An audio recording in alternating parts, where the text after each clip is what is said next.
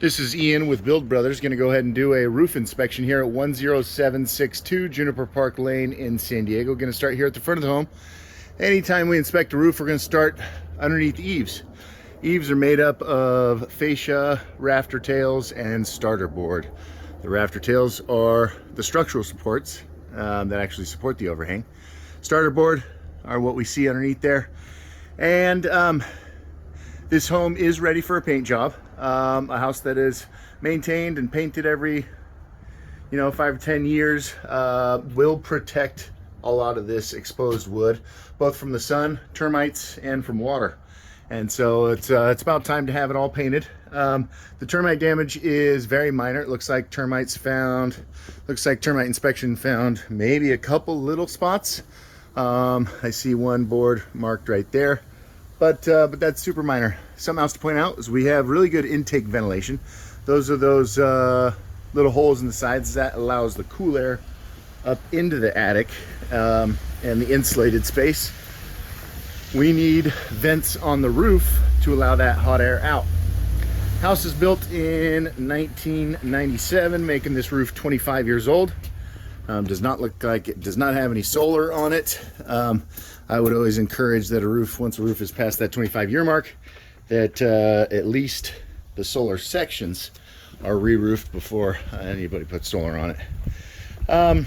Typical tile roof like this, concrete tile roof like this, will last anywhere from 25 to 35 years. There are some characteristics about this roof that should make it last the kind of on the long end of that. So I'll point out a couple things right here. Didn't find any wood concern around that part of the home or any termite damage. But let's go ahead and get up to the top of the ladder and I'll show you a few things. Gutters could definitely be cleaned. This is probably the worst part just because of all the plant debris that's here. If the gutters, okay, obviously we got the gutter. These are seamless. They could use a paint job, but other than that, they're still in really good shape. This right here is called drip edge. If the house was another 10 years old, it wouldn't have drip edge. That's gonna make the roof last longer. Why? Because the edges are what rot first and what always fail first, and that preserves the edges. This is called bird stop. Keeps birds and critters out from underneath the tile, as well as fire embers. That's a good sign. The mortar is still intact around the fireplace, the chimney, and all the chimney flashing looks good. We'll go ahead and jump up there and I'll show you what it looks like from the roof. We're on the roof now, and this is what we call a concrete S-tile. It's made to look like a Spanish clay tile, but it's actually made out of concrete. It's stronger, it lasts longer. This tile will last another 40 or 50 years. It does begin to lose the color, and it does begin to grow a lot of moss. We can see the moss growth that's happened on this roof. If we look down onto this lower section where I came up, we can see that this big old area does not have any moss growth. I don't know if that previously had that bougainvillea growing onto it, or if it was pressure washed, or for whatever reason. But everything behind the chimney is nice and clean. All the flashing looks in place and still working properly. No issues there. We come up here and we see that if this roof was just a couple years older, chances are each of these penetrations would be flashed with mortar.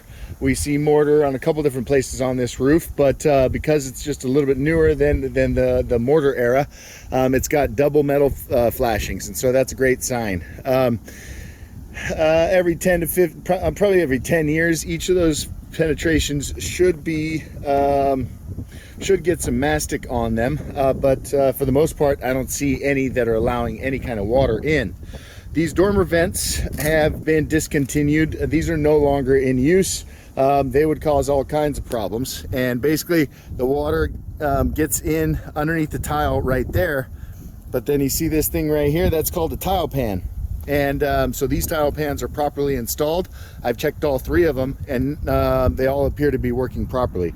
I don't know if these are actually made out of lead. Those almost look like they were added after the fact, and that wouldn't surprise me because all of these things were from the early 90s.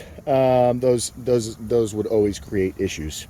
Anyways, when we're inspecting a roof like this, we're looking for Broken and slipped tiles. We don't find any broken and slipped tiles. We're looking for missing ridge caps. We don't see any missing ridge caps.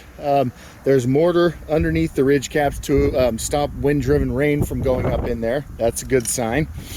The valleys, there's very few valleys on this roof.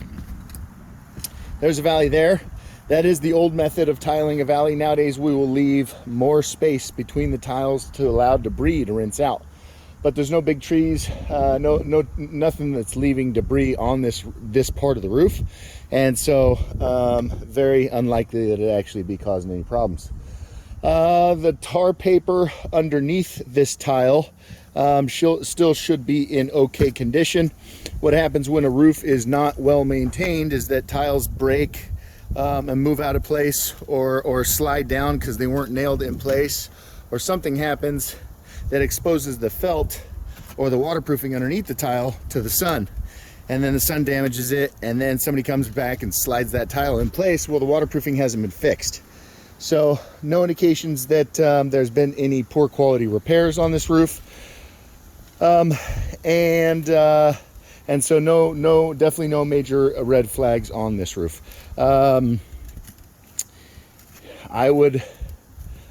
I would venture to say that this is a roof that should last 35 plus years, and I believe the house is roughly 25 years old, so you should still have plenty of good life left in this roof.